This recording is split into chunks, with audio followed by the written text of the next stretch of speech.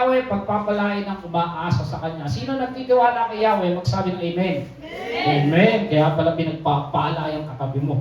Amen. Okay. So 1 Peter 4:7, ang ating platform verse, malapit ng wakas ng lahat ng bagay. Kaya maging mapagtimpi kayo, panatiling malinaw ang pag-iisip upang kayo'y manalangin. So pinapaalala sa atin mga bagay-bagay na to for us to pray, hindi madala sa mga nangyayari sa paligid. At natutuwa ako no, dahil yung kanina, yung devotion talaga pasok sa mensahe niya. Talagang nagkaka-isang puso tayo dito. Mamaya malalaman niya yan. At ako'y natutuwa talaga pag yung mensahe nandun isang mensahe tayo dun sa devotion pa lang dahil ang Lord ang alam ko nagsasalita sa umaga ito. Amen? Okay, the end time prophecies, hindi ko alam kung gaano katagal to, maaaring pahintuin muna ng Lord. But sa biyaya ng Lord, tulolabay niya, tatapusin natin na Revelation. Pero ngayon, part 5 tayo at chapter 2. Okay, chapter 2 na tayo. Pero hindi ko alam, hindi natin matatapos. Papasok na tayo sa 7 churches ngayon. So again, writer, Apostle John, location na Patmos, to the 7 churches of Asia, but we know that this is intended to all the churches in the world. Sabi ang purpose, the revelation of Jesus Christ. So pag binasa ang Revelation, dapat nang nakikita si Jesus, hindi yung kung ano-ano. Which God gave Him, kay Apostle John, to show His servants with an S, what must soon take place. So yung mangyayari sa hinahanap. At the same time, yung mangyayari na rin sa kanyang panahon. Di ba? Nabasa natin yan. Okay, to reveal the spiritual reality and the ultimate victory of Christ. Kahit anong mangyari, panalo si Jesus. Amen? At pag panalo si Jesus, panalo yung katabi mo. Sabi mo, panalo ka. Amen? Yun ang maganda sa atin no? We are sure of victory because of Jesus, because of the finished work of Christ. Sabi ito, to exhort believers to be patient, endurance and faithful, manatiling, mananampalataya. Sabi nga nung kanta kanina, kahit hindi tayo tapat, pero ang Panginoon tapat sa atin. No? Pero dito pinapaalala, maging tapat tayo. To warn against spiritual compromise. Yun yung kanina, yung 2 John. Spiritual compromise yun. Yung bang, mamaya, palalaliman pa natin yan. And then apathy. Yung nawawala na ng interest sa usapang spiritual. Marami ng tao ngayon, ang kanilang isip, mundo na. Hindi natin sinasabing masama sila dahil sila ay nananalangin, sila ay gumagawa ng masama, but they don't have the interest to go deeper. Ibig sabihin na ayoko na ng mga church na yan, basta ako gagawa ako ng mabuti. Di ba? Common yan sa panahon ngayon. Hindi naman ako masama. Tumutulong ako, mapagbigay ako, wala akong inargabyadong tao. Yun yung apathy. Wala nang interest sa usapang spiritual. And to command holy living amidst the corrupt world. Nasa corrupt world ba tayo? Yes. And to provide hope through the promise of a new creation. Kasi darating ang panahon, sabi nga kanina ng verse, heaven and earth will pass away. Bakit? Kasi may bagong mundo na naghihintay para sa mga anak ng Panginoon. Okay, so chapter 2, 7 churches, but we will tackle only the first 3. Kasi nung pinag-aaralan ko to, kala ko mabilis. Yung pala, ang lalalim. Kasi may mga background. So dapat kasi alamin mo yung background bago maintindihan yung sinasabi ni Jesus. Remember, hindi natin ito sulat nila. So we have to go to the details. Hindi naman details, but at least we know what we are studying today. Okay. So, format of letter, ganito yung sulat ni Jesus. Si Jesus talaga God of order Nung sinulatan niya yung mga churches, merong address sa isang kongregasyon, siya parang sumusulat ka to Leonor, ganyan. And then introduction, mula sa asawa mong pogi. So mga ganon, may introduction And then statement regarding, ngayon ikaw ay pinagpala, yung mga ganon, may statement of condition, verdict, ano yung masasabi niya, and then yung command, dahil ganyan ka, ito yung utos ko sa'yo, and then yung exhortation para sa lahat, and then a promise of reward. Alam niyo, dito ko sinasabi ko sa inyo to. Mapalad ang Kristiyano. You know why? Kasi gusto ng Lord, pagpalain ka. Amen? And we know that we are already blessed. Yun yung gusto ni Lord Kaya nga we are blessed and highly favored. But others don't know the reason. Kaya si Jesus ay nandito to bless His people. Matthew 6:33, seek first His kingdom and His righteousness, and all. Psalms 37:4, di ba? Delight yourself with the Lord, and He will. Di ba? Unahin mo lang ako, bibigay ko sa'yo yan Hindi ako sakim. Di ba? Love the Lord your God with all. Pero pagkatapos doon, yung blessing sumusunod At ang gusto niya, maayos lahat. Totally dependent tayo sa Kanya. Amen? makikita nyo may mga rewards sila. Okay, so Ephesus muna tayo. Pagpasensya nyo niya, teaching ang dating. Okay, so Ephesus is a religious, cultural, and economic city. So, relihiyoso tong lugar na to. Bakit? May temple eh. May temple of Diana. Sikat na sikat to. In fact, nung panahon nila, isa to sa 7 wonders of the ancient world, yung temple of Diana. Siyang goddess ng fertility and immoral sex. Yun nga lang, pasitabo sa mga bata. Temple to Diana in Ephesus was regarded one of the 7 wonders of the ancient world. So, yan yung isang fact sa kanila. And then, si Diana at Artemis, isa yun ha. Dito ako nagulat, yung palang templo na yun, parang bangko. Ayun ang sabi, Treasury Bank of the ancient world. Malabo pala. Amen? Okay, so, kasi, yung mga pera daw nila under the protection of the deity. Ibig sabihin ni Diana, nakakatuwa sila. Ngayon lang, stronghold of Satan. Sabi dito, no, talagang nandun yung kanyang lakas. Bakit? Maraming superstitious and satanic practices.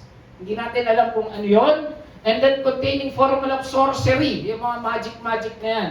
Forbidden arts, and are plentiful in the city. So imagine na yun yung Ephesus. Ephesus, talagang kumbaga Makati yan, BGC yan. But nandun yung templo, siguro ano yun, tourist attraction. At yun nga lang, maraming mga ano ron, mga engkanto, maraming mambabarang, maraming mga mangkukulam. So imagine na it's a tawag dito, magandang lugar, magandang city, pero nandun yung stronghold ni Satan, yan yung Temple of Artemis. Napakaganda niya nung time nila. Paano napuntahan? Paano nasimulan? Si Apostol Pablo nagsimula, sabi sa Acts 19:1, Paul took the road through the interior and arrived at Ephesus sa 19:1. Sa Acts 19:10, he went there for 2 years, sabi niya. So 2 years siya nagsimula doon. Tapos hindi lang siya. Si Apollos, sabi ito, meanwhile, a Jew named Apollos, a native of Alexandria, came to Ephesus. Doon siya tinuruan ni Priscilla at Aquila. So nakita natin sino yung mga nag-minister sa Ephesus. Amen? And then explain him the way of God adequately. You know, one thing is, nakakatuwa. Sabi dito, kasi kahit na, sentro ng kasamaan, yung liwanag ng Diyos, lumiliwanag. Yung napansin nyo, sabi kanina, stronghold of Satan. Pero nandun yung mabuting balita ng kaligtasan. Amen. Sabi nga nila, mas maliwanag ang salita ng Diyos sa madilim na lugar. Hindi sinabi ng Lord na hayaan mo na sila, masasamang tao sila eh. But, nagkaroon yun ng isa sa pinakamalaking church. Siguro second only to the Church of Antioch. So imagine niyo muna yung pinapakita ko sa inyo ano yung background pinag-uusapan natin. At sabi dito, nag-spend dito ng 3 taon si Paul at pinapunta niya ron si Timothy. So talagang yung mga sikat na apostol nandoon, si Pablo, si Apollo, si Priscilla, si Aquila, si Timothy. At by tradition, si Apostle John daw from Jerusalem, pinako si Jesus. Doon sila tumuloy ni Mama Mary. So talagang lumakas yung iglesia sa Efeso. So nakita natin ang paligid niya, puro kademonyohan, literally, pero ang salita ng Diyos lumalago. Amen? Okay, so Revelation 1, isulat mo sa anghel ng Efeso. Sabi natin yung angel, angelos, or messenger. Parang sinasabi ni God, ibigay mo to sa pastor nila ron. Ayan. Ito sinasabi na may hawak ng 7 bitin. Ito yung title ni Jesus na ginamit. Siya yung may hawak ng 7 bituin na kanyang kamay. Lumalakad sa gitna ng 7 ilawang ginto. Alam natin yung 7 ilawang ginto. Ito yung mga churches. So, ibig sabihin, si Jesus, nakikita niya, naririnig niya, lahat nangyayari sa iglesia at hawak niya yung mga pastor. Or sabi nga ba, angel, pero sabi nila, ito yung mga pastor o yung pinaka-nagtuturo doon. Amen? Jesus holds the churches with His power kasi right hand. Pag sinabing right, ano bang sinisignify niya? Di ba? Lakas. Di ba? So hawak niya yung mga churches na yon sa kanya, yung mga messenger na yon sa kanyang right arm. Okay, verse 2. Alam ko, ito maganda kay God, sabi ko sa inyo, alam niya nangyayari. So alam niya nangyayari dito, alam niya nangyayari sa ating kabila, sa Tibagan, alam niya nangyayari sa malalaking church. The small and the big church, alam ni Jesus yung nangyayari. Amen? Kaya kung may natutulog dito, huwag kayo matulog. Hindi ako si Pablo, baka hindi ko kayo magising. Amen? Alam niya yung mga nangyayari sa lahat ng churches. Alam niya yung nag-devotion, alam niya yung nag-pray, alam niya yung coordinator, alam niya yung message natin ngayon. Ang ginagawa mo, ito, ang iyong pagpapagal. So masisipag to mga tiga-Ephesus. At matayang nagtitiis, hipomone, ibig sabihin to, sobrang endurance. Siguro, umagang gabi, nandun sila sa church, talagang nagsisikap sila. Isipan mo naman kasi, yung mga tao doon, talagang masasama. Talagang magdo-double time ka para maghayag ng mabuting balita. Sinubok mo ang nagsasabing sila apostol. So sila parang mga Bereans. Tine-check nila yung mga nagpupunta ron. Teka, tama ba yung turo mo? At napatunayan mo sila iwat kasi maraming tawag dito, maraming peke. Tandaan natin, Jesus is omniscient and He knows everything. Alam niya yung nangyayari sa'yo, alam niya yung problema mo, alam niya yung pinagdadaanan mo, alam niya na pasukan na ng mga anak mo, alam niya na nahihirapan ka, alam niya yung nangyayari sa apo mo, alam niya na kailangan mong ganito at ganyan, alam ni Jesus yan. Amen? Kaya huwag tayong mahiya na ilapit sa Kanya dahil sabi nga, bago pa natin binuka ang ating bibig, sinagot niya. Amen? Okay, tuloy. Ito yung sabi ni Apostol Pablo, alam ko pagkaalis ko ay magsisipasok ang mababangis na asong gubat. Grabe si Apostol Pablo pag tinawag niya yung mga yung mga false prophet, yung mga asong gubat na walang patawad nilang lalapain ng awan. Kaya rito, taong mapagsasalita ng kasinungalingan upang mahikayat ang sumusunod sa kanilang maalagad. Mag-ingat kayo. Sabi niya, mag-ingat ko tayo. Amen? Sa panahon natin, marami pang ganon. At praise the Lord nga lang, alam niyo bakit? Napaka-open sa Pilipinas na magbasa, mag-aral. Hindi katulad sa ibang bansa, limited sila. Kaya minsan, kung sino nala'y nagpunta ron, ay nadadala nila. Pero minsan, dito sa atin, marami pa rin nabubulag. Amen? At yun ang ating misyon sa Pilipinas upang sila ay madala sa tamang landas. Okay, Revelations 2:3-4. Alam kong matyaga ka, nagtitiis ka na maraming hirap. Alang-alang sa akin, hindi ka sumuko. So siguro, evangelism sila, worship sila. Ito problema. Subalit, pag sa English yan, but, sabi nga ni Bishop Emmy, contrasting conjunction. Sabi niya, masipag kayo, pero may isang bagay na ayaw ko sa inyo. Iniwan mo ang pag-ibig mo nung una. Sa English niyan, you have, iniwan? You have abandoned your first love. Iniwan. Sabi dito, iniwan, hindi nawala. Yung nawalang pusa, pero siya iniwan, maaaring nakalimutan. Amen. Naiwan niya yung pagmamahal niya. Yun ang sabi ni Jesus, okay ka na eh. Kaso naiwan mo yung pagmamahal mo. Sabi sa unang Korinto 13:1, makapagsalita man ako ng wika ng tao at mga anghel, kung wala naman akong pag-ibig, para lang akong kampana kumain. Galing-galing mo, Brad, mag-pray. Magaling-galing mo mag-preach. Pero wala ka naman pala pagmamahal sa kapwa mo, bali. Ito yung sabi ni Jesus. Diba sabi niya, love the Lord your God. Ito kunin. Yung kayong nawala sa'yo. Tandaan, kahit anong laki ng iglesia mo, kung walang pagmamahal mo kay Kristo, wala rin. Parang ang Church of Ephesus. Sabi ko nga sa inyo, itong 7 churches symbolize the present churches. Amen? Tayo to. Amen? Maraming church na talagang malakas ang evangelism nila, malakas ang kanilang mission, pero yung pagmamahal, wala. Amen? Kaya sabi dito sa Revelations 2:5, alalahanin mo dati mong kalagayan, pagsisihan at mo, talikuran ng yung masasamang gawa. Kay Jesus, tingin niya na ron, parang, di ba sabi nga ito sa, kahit pag wala si Jesus, ang gawa mo'y parang maruming basahan.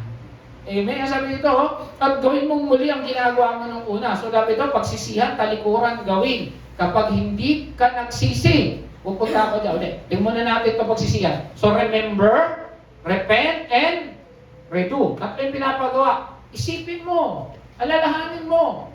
Tapos, magsisi ka. Sabi nga natin, yung repentance is, yung hindi yung nagsisi ka, iyak ka ng iyak. Ang repentance, alam nyo yung tinalikuran.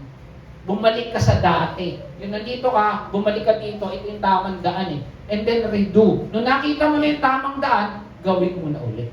Amen. Yun ang pinapagawa sa kanila. Ngayon, ano itong aalisin ko kinalalagyan ng inyong ilawan? Ang sabi ng iba, tatanggalin yung church. Pag hindi ka nagbago, kahit anong laki ng church mo, mawawala yan. And I know big churches, marami na akong alam. Hindi naman marami. Pero may mga alam akong malalaking churches na ang laki-laki nila, ang lakas-lakas ng mission nila, ang lakas-lakas ng evangelism nila. Sobrang laki na nila. Pero isang bagsak lang. Ewan ko kung ano nangyari. Isang doktrina lang, nagkawatak-watak sila. Kayo, may mga kilala kay church ngayon, nagkawatak-watak. At marami hanggang ngayon, marami nagkakawatak-watak at nawala yung church. Amen? Or, may church ka nga, pero wala kang glory. Wala kang Shekinah glory. Yun yung sinasabi nila, aalisin ko ang iyong ilawan. Di ba yung, alam niyo, ilawan yung church? So, it has something to do with the church. Ngayon ang tanong ko, ayan, okay, tuloy pa tayo. Verse 6. So, yun yung sabi ni Jesus, yun yung pinapagawa sa kanila. Repent, remember, and redo. Pag hindi mo ginawa yan, tatanggalin yung ilawan. Verse 6, tuloy tayo. Ito naman yung nakita niya. Ngunit, ito naman na napupuri ko sa iyo. Meron pa rin naman siyang puri. Kinapopotan mo rin ang mga gumagawa ng mga Nicolaita. Ano ba yung mga Nicolaitian? Ang mga Nicolaitian, ito alam nyo, nang inaral ko to. Alam niyo yung mga Nicolaitian, Kristiyano pala to. Ay no? Diaconate by the apostles. Mga, basta Tagalog ng diakon? Diakon no, tama no? Deacons. Na mga nag-ordain pa, apostles. Kaso, ito yung paso kanina, nung turo ni Sister. Sabi nila, sabi dito, the character of this man is plainly pointed out in the Apocalypse of John as teaching that is matter of indifference. Practice, Kristiyano na gumagawa ng adultery. Ang sakit, no? Kristiyano to. Tapos, deacon pa. Eating sacrifice to the idols. They compromise. Sabi nila, mamaya, meron bang ano dyan eh. So, nakikita niyo Nicolaitans ha, they are Christians, but they do bad things. May kilala pa kayong ganun? Wala dito yan. Amen? Baka sa kabila. Okay, ano ba? Tuloy tayo. Ito ba iba? Sabi ni Barclay, the Nicolaitans are deceivers. Kasi syempre, no? Pasok ka sa church. Brad, okay lang, inuman tayo mamaya. Arang gano'n. That comes from the body of Christ. Pero masakit. They are from the body of Christ, like you and me, but they are doing bad things. They claim that they were Di rin nila sinisira ang iglesia, but they are presenting an improved and modernized version. Pre-modern kami, kaya mag-church ako, magta-tithes ako, magtuturo ako, pero okay lang ako makipag-inuman, okay lang ako mambabae, modern kami. Yun ang Nicolaitans. Sa panahon natin siguro yung ginagawa nila sa panahon nun, they are still doing adultery, and they are compromising. They're Christians yun ang Nicolaitans. Talaga magagalit si Jesus dan? Okay? Revelation 2:7, tuloy tayo. Ang lahat ng may pandinig ay makinig. So, hindi lang talaga niya sinasabi doon specifically to the Church of Ephesus. Everybody that would hear His message. Ulit-ulit to. Sa magtatagumpay, ay ibibigay ko ang karapatang kumain ng bunga ng puno ng buhay na nasa paraiso ng Diyos. Sabi niya, pag ginawa mo yung repent, redo, remember, bibigyan kita ng karapatang kumain kasi yung punong kahoy ng buhay nasa langit na yan. Amen? Bibigyan kita ng karapatan. Yung paraiso wala na sa Eden kahit hanap sila ng hanap kasi nasa langit na yan. At makikita natin yan in the future. Ang tanong, bibigyan ko lang kayo ng palaisipan. Wala ba kaligtasan? Remember, they are in the church. Isipin niyo muna, huwag na muna ako tanongin. Amen? Okay, kasi yun yung unang kala ko ba may grace? They are grace people. Amen? Kasi, panahon ni Pablo yan eh. Okay, post muna tayo dyan. Okay. Kasi laging may relasyon yung pangalang ibinigay niya. Remember, sabi niya, ako yung lumalakad sa gitna ng mga churches at ako yung may hawak sa kanang kamay ko ng 7 messenger, sabi niya, ng 7 stars. Jesus introduced himself that he who holds the 7 stars in his right hands. Ano yung significance nito? Ephesus was doing great work. Work. We're commanded to do good works, sabi sa Ephesians 2:10. But they had their first love. Yung passion nila, nawala. May first love ka, gumagawa ka, masigasig ka, baka talagang 24/7 nasa church, pero wala kang pagmamahal. Okay, sino si Jesus? By reminding them that He who walks among the lampstands, Jesus is warning them that His immediate presence. Sabi ni Jesus, nakikita ko paghihirap mo, nakikita ko lahat ng ginagawa mo. Sabi niya gano'n. Kaya sabi niya rito, He has the authority to remove their lampstand. Parang pinapaalala niya sa church na to. Mga anak ko, o kung anak man ang tawag niya, hindi ko alam. Alam ko lahat ng hirap nyo, pero kahit anong sipag nyo, kahit anong laki ng church nyo. Remember, Ephesus is a big church, ha? Kahit sa gitna ng mga demonyo, mga gumagawa ng hindi maganda, pero kaya-kaya kong tanggalin yung church nyo. Amen? Or kaya mo kayong gawin church na walang glory. Yun ang pinapaalala niya. Okay? So that's Ephesus. Maliwanag? Alam na natin kung ano yung Ephesus, ha? Meron ba church na ganyan ngayon? Ay, hindi sumagot. Kaya pa kayo. Okay, remember. Hindi pwede maging church and church kung walang love. Amen? Kaya tayo, kitang-kita yung love sa atin. Pag kumakain dito, unahan eh. Ako muna, bahala kayo. Amen? And hindi ka pwede maging Christian kung hindi ka marunong magmahal. Amen? Kaya lagi natin po ulit-ulit, ano yung covenant? I love you with the love of the Lord. Sabi nga, ano yung covenant natin? I choose to care, to protect, to love my brothers and sisters in Jesus' name. I choose. Ano yung I choose? Ano yung intentional? Kasi pwede mag-intentional yung ating pag-ibig. Amen? Okay. Ang tanong, marunong ka ba magmahal sa kapwa mo? Amen? That's number one. Number two, Smyrna. Mabilis lang tayo, pero pag pinag-aaralan mo, itong hirap. Okay. Ang ibig sabihin ng Smyrna comes from the word myrrh, na ibig sabihin, a sweet-smelling perfume used in embalming dead bodies. Ginagamit yung myrrh, di ba? Yung isa sa regalo kay Jesus. Yung myrrh. Mira. O yun, ano yan eh, mabango yan, kaya lang ginagamit yan sa pag-imbalsa mo ng patay. Okay? So yun yung Smyrna. Okay, ito sa paborito kong church. Okay, it was a large, beautiful, proud city. So imagine again, malaking syudad. Ano ba yung malaking syudad sa Pilipinas? Cebu, Davao. Yeah, kasi mas malalaki sa Manila yun eh. Center of learning and culture. Maraming universidad. Imagine ninyo Smyrna. Smyrna was a great trade city. Malabo pala. Ano siya? Para siyang Makati. So, modern city, maraming university, maraming kalakal, maraming building, parang ganon. Float with markets, sabi rito, through its harbor. So maraming pantalan. Pag maraming pantalan ng oro na yon, maraming trade, maraming barter. Ano yung barter? Naalala nyo?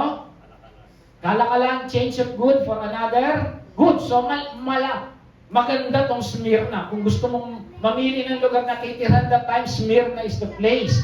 Wealth and commercial greatness, sabi ni Barclay. Sabi dito, problema ito. A city deeply committed to idolatry. Ayan na naman, yung compromise na Sister Flor. Yung talagang maganda yung city mo, pero nakikipag-compromise ka. Ito mahirap. Kanina wino-worship doon, mga demonyo. Dito, Roman Emperor. Yung sina Nero, sina Domitian, yan. Ayan, sabi dito, the real focus was to worship the Roman Emperor. Yung kanina Smyrna, mga masasamang engkanto ang focus nila. Dito naman, ang wino-worship nila, Emperor. Still the same. Hindi pa rin si Jesus. Sabi nga kanina, ang focus dapat natin si Jesus. Okay. So, na-imagine yung city, Smyrna built the first temple of Dea Roma. So, parang, anong klaseng temple yan ng mga emperor. Okay, nung panahon ni Domitian, si Tiberius, sabi niya rito, i-worship sila. Pagdating ni Domitian, ito yung nagpatapon kay John. Kaya pinatapon siya sa Patmos kasi hindi siya nilubog siya sa kumukulong mantika. Kaso wala nangyari, parang nag-bathtub lang siya. Napahiya si Domitian, pinatapon siya sa Patmos. Ito yung si Emperor Domitian. The man worship under the title of Lord. I-worship na nila si Domitian from the people of the Roman Empire as a test of political loyalty. Pag DDS ka, kunwari lang pag DDS ka, dapat ang pinupuri mo si Domitian. Parang ganon. Magkaalay tayo. Dapat ako na ang sasambahin mo. So it's not only political, ginagawa na rin yung spiritual. Amen? Ayun. So, ayan si Domitian. So, yan ang Smyrna. Meron mo ba? Okay. Ito. The final step was a token of Caesar's worship became compulsory. Pag compulsory, dapat, di ba? Yung, compulsory? Mas, dapat mong gawin. Ayan. Once a year, the Roman citizen must, burn a pinch of incense on the altar of the god of Caesar, having done so, he has given the certificate, guarantee. Pag ikaw nag-worship kay Caesar, may certificate ka pa. Dapat once a year gagawin mo yan. So nakikita natin, no? Yung mga Islam, once a year dapat, once in their lifetime, dapat pupunta sila sa Mecca. Once a year dapat sila ay ano tawag doon, ginagawa nila? Yung fasting, yung nagra-Ramadan. Ganun din to, once a year, pinupuri nila yung emperor. All the Christians had to do was to burn pinch. So pinapayagan niya yung Christian, dapat, parang kagabi, yung sabi mo nga, luluhod. Parang gano'n. Sabi dito, incense, say Caesar is Lord. Kahit Christian ka, basta okay na yan. Basta ginawa mo to, parang nagipag-compromise. Nakita nyo? Kristiyano ka, but once a year, you have to worship the Roman Emperor. 364 days a year, si Jesus. Pero pagdating sa araw, Emperor. Once a year lang naman, kayo gusto nyo? Kasi pag wala ka certificate, hindi ka kaalyado nila. Ayan. Chris, ito maganda. But that is precisely what the Christians would not. Ito nakakatuwa. Kahit isang araw lang yan, hindi namin gagawin yan. Amen. Ganun sila kasigasig. Amen. They would keep for Jesus Christ. And Jesus Christ, amen. Katapang na tao. Hindi ba, pugot ulo. Basta Kristo. Ay na, may rhyme, ano? Amen. Okay, so tuloy na tayo. Ito na. So, naintindihan nyo yung buhay Smyrna, ha? Maganda yung city, matatalino tao, mayayaman yung mga tao, pero once a year, to have to worship Caesar. Otherwise, mas ka nandito, o kaya papakulong ka. Kaya yung nangyari kay John, pinatapon siya sa Patmos. Sabi niya, alis ka dyan. Amen? Okay, isulat mo sa anghel ng iglesia sa Smyrna. Ito ang sinasabi ko sa inyo. Sinasabi sa inyo ng simula at wakas. So yung title na ginamit niya, iba. Diba yung sa Ephesus, sabi niya, ako yung lumalakad. Ngayon sabi niya, ako naman yung simula at wakas. Yung title na yan, nung mga unang ginamit niya ni God the Father. Pero ngayon, ginagamit niya. Sabi mo, parang siya first and last, ang namatay at muling nabuhay. So pinapaalala niya rito, ako yung Alpha at Omega, ako yung patay at ako yung muling nabuhay. So yun yung kanyang paalala. Ako ito, alam ko, ido na naman to. Ang mga kapighatian, pag sinabi mo kapighatian, ano na yung mga problema, no? So sila, may problema. Kahit maganda yung city nila, they have a problem. Tingnan natin bakit. Na dinadaranas mo, alam kong mahirap ka. Okay, post. Mayaman yung city. Mayaman. Pero sila raw mahirap. Ngunit totoo yung mayaman ka. Okay, bakit sinabi ni Lord yun? Maybe because hindi sila makakilos ng maayos. Kasi hindi sila nagiging kaalyado eh. Baka pinapahirapan sila, may certificate ka ba, hindi ka makabili, siguro parang 666 to na yung chip, yung sinasabi natin. Pero pag-aaralan pa natin niya, hindi pa nire-reveal ni Lord pagdating natin sa 666. Para siguro ganun lang, as a certificate mo, wala eh. O ito, bilhin mo, sa kanila piso, sa'yo 100. Ganun. Kasi they don't like to compromise. Yun ang Smyrna Church. Pero kay God, sabi, mayaman ka. Kahit anong sabihin sa iyo ng tao, ang intindihin mo yung sabi ko sa iyo. Amen. Sabi no, mas mahalaga ang tingin ng Lord sa iyo. Anong tingin ng Lord sa iyo? We are charito. We are blessed and highly. O sabi mo, pinagpala ka talaga ng Diyos. Amen. Yun yung tingin ng Lord sa atin. We are blessed and highly favored. You don't care what the world is saying. Kaya sabi mo, yan pala si Dano, ganyan lang yan. Wala tayong pakialam doon, kahit wala tayong 4 wheels, 6 wheels, 8 wheels. Grabe, truck na yun. Amen? What must we stand for is what Jesus looks on us. At tayo ay pinagpala niya. Tayo iniingatan niya. Tayo ay mahal niya. Mahal ka nga ng mundo. Kung hindi ka mahal ni Kristo, wala yan. Amen? Ayun yung sinasabi niya. Okay, tuloy. Ito, bakit sila mahirap? Sabi ko sa Hebrews, dinamayan ninyo mga nakabilanggo at hindi kayo nalulungkot ng kayo agawan ng ari-ariran. So yun pala yung nangyari sa kanila. Because they are not in a political group.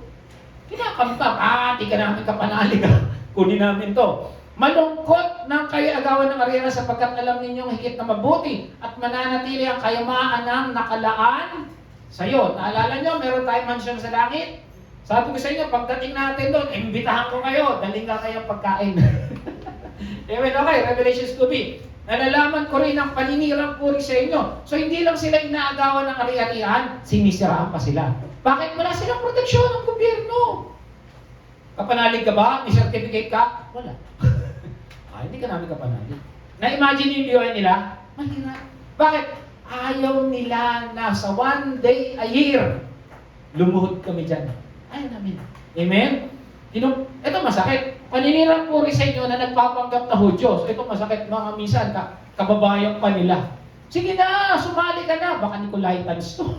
Amen. Ngunit ang totoo ay sila kampo ni Satanas. Grabe si Lord, no? Yung kanina, Ephesus, marami raw mga nagkakalat ng mga trono ni Satanas ba yun? Ngayon, ito naman, kampo ni Satanas. Talagang si Jesus, no? Kita niya yung totoong nangyayari sa spiritual realm.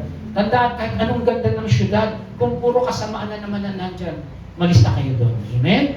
At dito, yayaman ako, pero alam nyo, you would compromise you being a Christian. Huwag na kayo doon. Amen? Okay. Historically, we are told that we are large hostile communities of Jews in Smyrna. Sa history. But this tells us that the true Jew is the one who trusts God and believes in Jesus Christ. Yung talaga raw Hudyo, yung naniniwala kay Kristo. Others may be Jews ethically, ibig sabihin by roots, by ninuno, which still has its place before God, but they are not Jews spiritually before God. Sa tingin ng Lord, hindi ka Hudyo.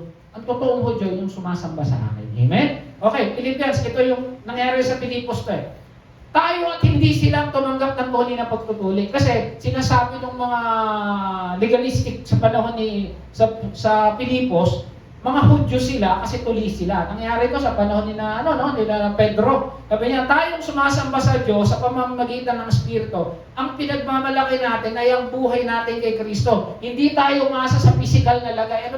Yung pagtutuli. Hindi sila umasa ron. At ganun yung sinasabi ni Kristo sa kanila. Kayo yung mga totoong Hudyo. Okay, tuloy tayo. Huwag kang matakot sa mga pag-uusig na malapit ng dadanasin. So, sinabi sa kanila, may mangyayari sa inyo. Ito na. Makinig ka, ipabibilang ko ng jablo ang ilang sa inyo bilang pagsubok. Grabe, pupunta yung gobyerno, papaano sila. Talagang tingin ng Lord sa kanila, jablo. Amen? Magdurusa kayo sa loob ng 10 araw. Post tayo rito. 10 days. 10 days lang pala eh. Okay, tingnan natin yan. Manatili kang tapat hanggang kamatayan at gagantimpalaan kita ng korona ng buhay. Pag hindi ka sumuko within 10 days, meron kang, sabi dito, gantimpala ng korona ng buhay. Crown of life, tandaan na, crown of life. Okay, tingnan muna natin yung 10 days. Ang bilis pala. Pero sabi sa pag-aaral, yung 10 days daw, kasi pag sinabi mong 10 days, ilan yung disciples? 12. Hindi 10 yan. Bilagay ko 10 lang eh. Okay, 10 commandments. Di ba? 10 is a number of tests. Tithes, 10. 10 days in the time of Daniel. Naalala si Daniel, sabi niya, huwag niyo po kami pakainin ng pagkain sa palasyo, pakainin mo kami ng tubig at kulay. Test yun. Israelites in the wilderness. And then, 10 plagues of Egypt. Pag sinabing 10, 10 tama. Yung, test, okay. Sabi nito, yung mga scholars, sabi nila, 10 days daw is the 10 period of reign of the 10 emperors. Grabe, tagal nito. 10 saling lahi ng mga ng mga namumuno sa gobyerno. Kung sa atin to 60 years to kasi 6 years ang di ba? Ang tagal. Kasi pagkatapos ni Diocletian, ang sumunod na dito si Constantine. Amen. Kaya yung sinasabi ng ibang mga historians, kasi 10 days, napakabilis naman yun. At totoo nito, sabi ng iba, sa Smyrna daw ganito, huhulihin sila, ilalagay sila sa Coliseum. Sa Coliseum, 2 buwan hindi papakainin yung leon, tapos nandun din sila. Anong gagawin? Party-party yung leon. Sila, welcome home, I'm going home. Diba? So isipin ninyo yung kalagay nila, napakahirap. Okay, manatili kang tapat, ito ulitin natin at gagampalan kita ng korona ng buhay. Okay, ano ka na naman? Can we lose our salvation? Pag ikaw pumayag ka ng one day, luluhod ka doon sa emperor, wala kang corona. Mawala ba yung kaligtasan? Manatiling tapat sa ibang translation. Sa English yata, victorious. Yan, okay. Tignan mo na natin, may 2 view. Unang view, Ito yung view ng mga Reformed, Calvinist, and Evangelical. Sabi dito, salvation cannot be lost. Sila naniniwala? Parang wala naniniwala. Kami lang dalawa. Sino naniniwala hindi na bumara kaligtasan? Amen. Okay. Sabi dito, warning lang daw yan. But rather a description what true saving faith looks like. Kasi sabi yung corona, hindi yung corona ng buhay. Corona lang yan na, alin nilalagay pag nananalo sa takbuhan, yung corona na merong yung ganun, yung merong dahon-dahon. Stepanos. Kasi ang corona na yung ganun, diadem yun sa Greek. So, ibig sabihin, reward lang yan. Ang nawala sa'yo, reward. Hindi kaligtasan. Okay, yun yung sabi ng mga Calvinist. Yan, nag-aaral na tayo dito. Ang view number 2, sa Armenia naman, sabi ko, it requires ongoing human cooperation with God's grace. Sabi natin, so more than times, works plus grace. So yun yung paniniwala nila. So, alin dyan? Okay? So, ang magtagumpay, tingnan muna natin, yung Greek kasi na magtagumpay, nakalimutan ko lang ginamit din niya sa more than conquerors. Ang magtatagumpay, ulit ay hindi masasaktan ng pangalawang kamatayan. So yung magtatagumpay daw, hindi second, hindi ba yung impyerno na yun? Okay. Again, can we lose our salvation? Tinatanong ko lang kayo para at least meron kayong pag-iisipan. Okay? Sabi sa 1 John, ito na lang. Everyone who overcomes the world, yun yung magtatagumpay. This is the victory that has overcome the world, even our faith. Who is that overcome the world? Only the one who believes that Jesus is. Sino magtatagumpay? Yung may Kristo. Parang sinasabi lang dito sa simula na statement lang to. Ang magtatagumpay, hindi talaga masasaktan ng second death. Amen? It's just a statement na sinasabi na ito yung mangyayari sa inyo. Sa mga magtatagumpay. At pag ikaw talaga may Kristo, magtatagumpay ka. Amen? Kasi saving faith. Amen? Yan yung faith mo. Amen? Magmamanifest yung faith mo. Okay? So, relationship ng pagpapakilala doon sa nangyari. Sa Smyrna, ang pakilala niya, the first and the last. The one who died and come back to life again. Kasi bakit? It was an intense persecution. Grabe persecution sa Smyrna, kawawa sila.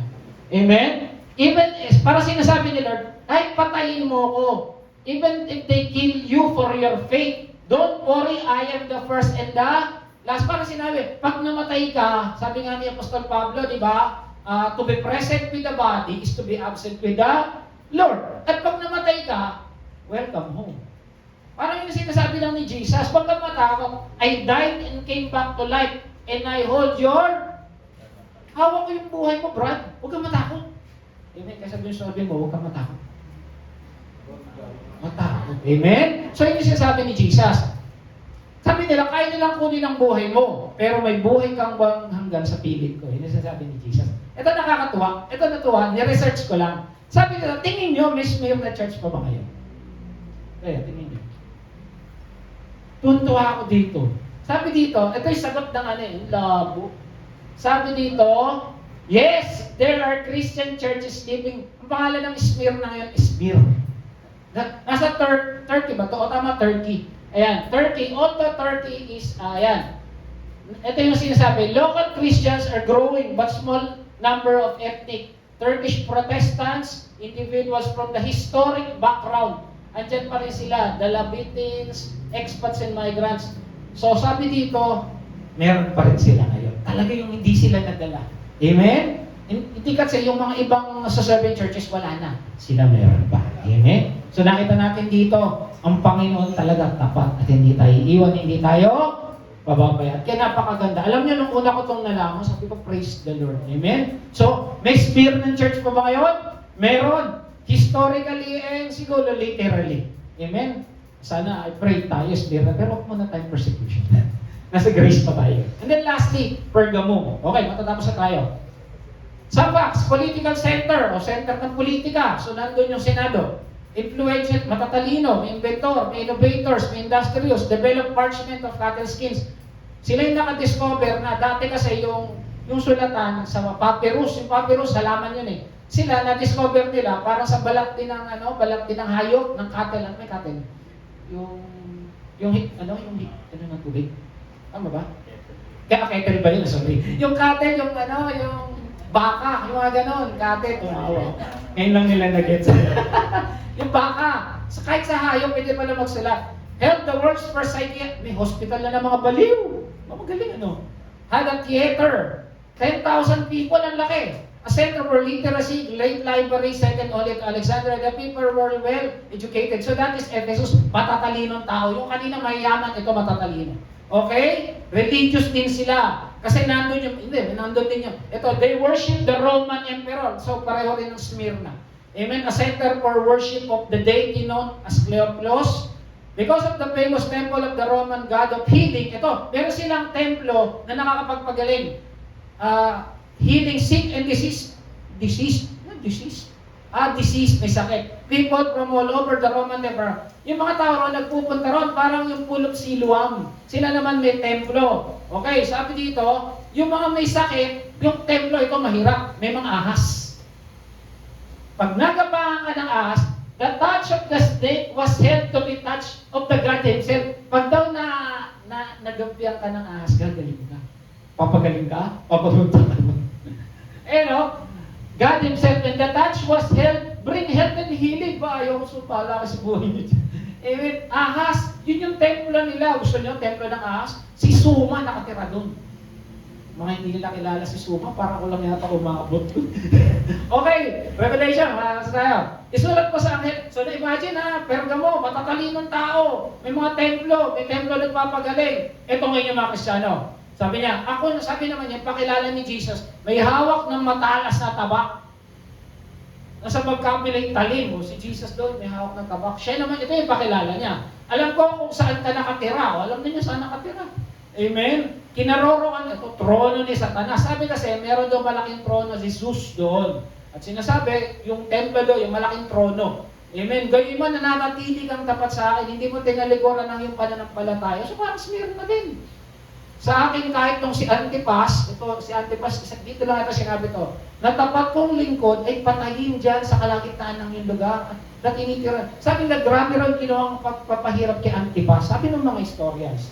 Amen? Kaya talagang sinulat to ni Jesus to grabe yung torture to na ginawa kay Antipas. Okay? Martyr. Ang ibig sabihin daw ng martyr is martus. Pero alam niyo ba ang ibig sabihin ng martyr? Witness. Ang sabi rito, witness. A martus was one who said, this is true and I know it. Pag parang martyr ka, sinasabi mo yung totoo. Ngayon kasi sa atin yung martyr, yung nagpapaka-martyr. Pero ibig sabihin ng martyr o martus, witness ka. So itong si Antipas, ganun. Amen. Si Antipas, asawa ni Uncle Pas siguro. Hindi, joke lang. Okay, Revelations 2:14-15. So bakit nilang bagay na ayaw ko sa'yo? May ayaw pa rin.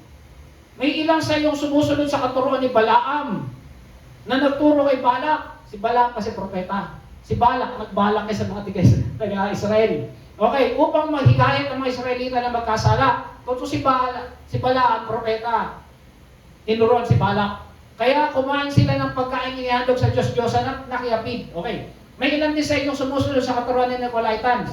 Okay, yung storya ni Balaam, number 22 at 25, huwag natin basahin. Okay, pero sino si Balaam? Balaam was a prophet. So, propeta to. Again, prophet. Para Nicolaitan, mga diakono.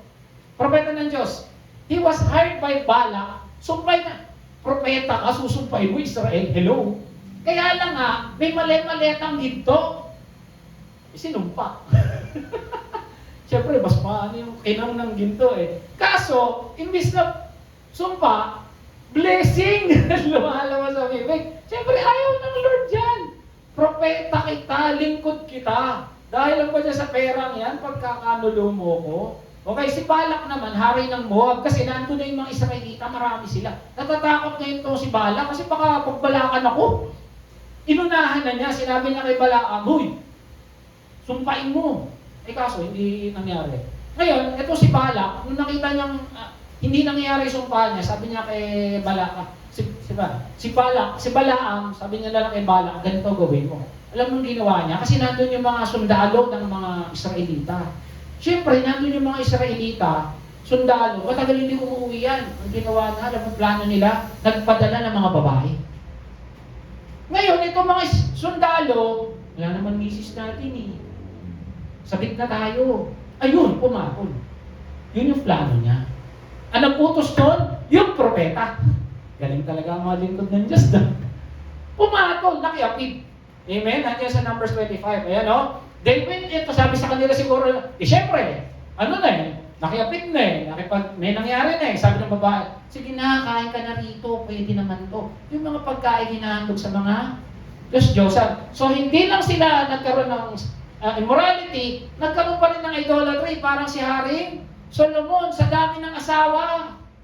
Siguro sabi niya, dito ka na. Balaam's strategy was not to attack Israel from the outside, but to corrupt them from the inside. Minsan hindi tayo kayang tirahin ng kalaban sa labas. Ang mangyayari, sisirain yung pamilya mo. Ganun yung ginawa. Sino nag-utos? Si Balaam, lingkod ng Diyos. Bakit? Kasi alam ng lingkod ng Diyos, ano weakness din natin. Amen? Okay, matatapos na tayo. Ito yung compromise. Puro compromise na napansin nyo. Kasi they were living in a sinful city. Parang Sodom at Gomorrah. Anong gagawin mo? Mananatili ka ba sa faith mo? O bibigay ako sa tawag ng laman ko? Amen? Kanina nga, ito yung devotion. Because open persecution wasn't fighting the church. Everyday life was deeply intertwined with the pagan temple culture. Parang kanina sa Smyrna, hindi ka makakabili pag siguro wala kang certificate. Ayan, hindi ka naman makakapag-trade pag hindi ka nila kaanib. Ayan o, the trade guild. To have a job, be a merchant, or participate in society, you have to belong to the trade guild. Trade guilds regularly had banquets in pagan temples. Parang sinasabi, Joby, okay ka na, pwede ka na mga lakal, mag-tricycle dito. Pero mamaya doon tayo magpa-party sa templo, ha? Parang ganoon. Wendell, okay ka na, mapopromote ka, pero doon kayo ni Mrs. doon tayo magse-celebrate. Pahit kayo. So, ganun yung buhay nila. Inaano ko lang sa buhay natin ngayon. So, mga tiga-Chris, sikain na ha, sakot ko yung outing ninyo. Pero yung kakainin natin, ihandog na lang sa Diyos-Diyosan yan. Pahit kayo. Boracay tayo, Boracay. Ano ba? Siargao. Punta tayong Batanes. Punta tayo ng Hong Kong. Yun nga lang, sasambag muna kayo sa Diyos-Diyosan daw. Tapos, you can do everything you want. Ganun ang nangyayari sa taga-Pergamo. Amen? Okay. Ito yung dilemma nila. Hindi nila kaya. Siyempre, it's fun. Ito. Eh, mas yung Nicolaitans, nandun din. Mga Christian yun ah. Diakono yun. Bakit nasa loob? So, talagang madadala ka. Ano nangyari? It's fine. God knows your heart. Ayun sinasabi oh. Sabi ng Nicolaitans alam naman ng Lord yung puso mo. Di ba ganun din ngayon? Huwag ka na mag-church. Alam naman ng Lord yung puso mo eh. Alam ni Lord na kailangan ka sa bahay ngayon. Ayan Go to the temple feast. Eat the food. Wala kayong makain, di ba? O sige na. Magnakaw muna tayo sandali. Wala naman makakaalam eh. Ayan blend in with the culture and save your business and your life. You don't need so radical. Ka muna mag-church. Dito ka muna. Nagigets yung buhay ng taga-Pergamo? Mahirap? Amen. Pero nangyayari ngayon. Amen. Sabi ni Jesus, kaya magsisi kayo, talikuran. Repent na naman. Ang inyong kasalanan, kung hindi, pupunta ako dyan. Grabe ito, pupunta na talaga ni Jesus. At pupuksain ko ang tao niya sa pamamagitan ng tabak na lumalabas sa aking bibig. Galit si Jesus. Pupuntahan na niya. Pero sabi niya talikuran. Yun lang naman gusto talikuran. Maraming nandun pa rin yung pagmamahal. Kaya lang nadadala sila sa paligid. Hirap ng buhay nila. Amen? Sabi dito, for its time, judgment to begin with the God's household. Minsan daw, ang pagbabago, kailangan magsimula sa loob ng iglesia. Amen? At yun yung gagawin ni God sa kanila. Amen? And he sort of my mouth. When Jesus came against the Christian of Pergamos, he will confront them with his word. Para sabihin niya, di ba sabi ko sa inyo, 1 John 2? Di ba? Papaalala ko sa inyo. Sabi dapat sa Hebrews 12:2, dapat focus kayo sa akin. Parang ganun yung sasaalala. O Revelations 12:2. Hindi siya papatayin. Ipapaalala yung kanyang salita. And remember, yung salita ng Diyos, tumutusok yan sa ating kaluluwa. Amen? Okay, so tuloy natin. Ito na, dito magtagal ako eh. Ang lahat ng paninig, makinig sa sinasabi ng Espiritu ng Iglesia. Tapos tayo. Ang magtatagumpay, bibigyan ko ng nakatagong pagkain. Hidden manna sa Greek. Bibigyan ko rin kayo ng batong puti. na kinasusulatan isang bagong pangalan na wala sino man nakakaalam. Sabi ko, ano ba to?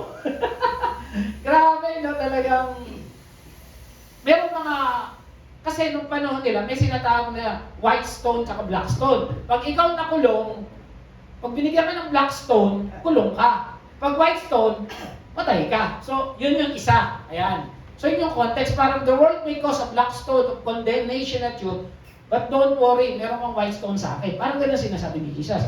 Yung pangalawa naman daw, yung tessera. Ganun din yun. Puti, na parang sinasabi, pag meron kang black stone, white stone, makakapunta ka doon sa mga party.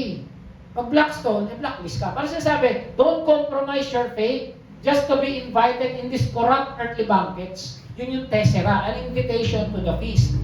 Or a gladiator's token of victory. White stone and black stone din yun. So yung mga scholars, maraming white stone at black stone. We don't know, pero isa lang ang sinasabi, huwag tayo makipag-compromise. Ano mas Tagalog ng compromise? Makiayon, no? Do not be conformed with the patterns of this world.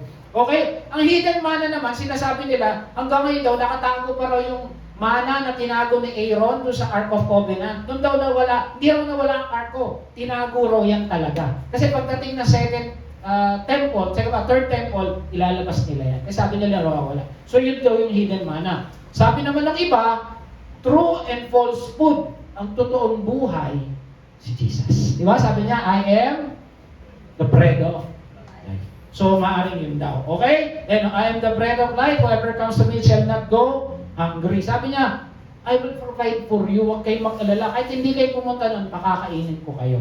Ano naman yung hidden name? Sabi niya, it implies the intimate, deeply personal relationship with Christ in the individual. Meron daw tayong pangalan na si Lord ang nakakalam. Hindi natin masabi. Kasi, siyempre, symbolic to. Maring alam ng tigaron. Or kagaya nung nangyari kay na Abraham, naging Abraham. Kay Saul, naging Paul. Kay Sarai, naging Sarah. Maaaring ganon. Hindi natin alam. But definitely, bibigyan sila ng bagong pangalan. Okay, tapos na to. Ano yung compromise ng pangalan niya? Saan nangyari? Sabi niya, he who has the sharp sword. Parang sinasabi sa mga tiga-Pergamum, Pergamum was a political center of the Roman governor, held the ius gladi, the right of sword. Kasi parang sinasabi, parang nangyari kay Antipas, yung mga Roman emperor, sila may hawak ng espada. Pag ginanon, yung parang pag ginanon, patay ka. Parang sinabi ni Jesus, no, huwag kayo matakot, ako talaga may hawak nun. At kahit anong mangyari sa iyo, ako bahala sa iyo. Ano sinasabi, he holds the ultimate power of judgment. Amen? Kaya parang sabi, huwag kayong matakot. Patay kung patay. Parang sa Smyrna, ang hirap ng kalagayan niya kasi this time, persecution time to nagsisimula pa lang magsimula ang Kristyanismo. Okay? So Jesus is saying, have no fear, I am still in control of everything. Kapatid, sa buhay mo ngayon, hawak ni Kristo lahat yan. Amen? Kaya kung may naman yung worry mo, huwag kang mag-alala. The Lord will provide. Kung may sakit, the Lord will heal you or He heals you already. Mga kapatid, isang araw, meron na akong bagong maintenance. Tumaas na naman BP ko. Ito ba nangyayari sa akin? Pero alam niyo, magaling ng Lord. Talagang hindi niya ako pinababera.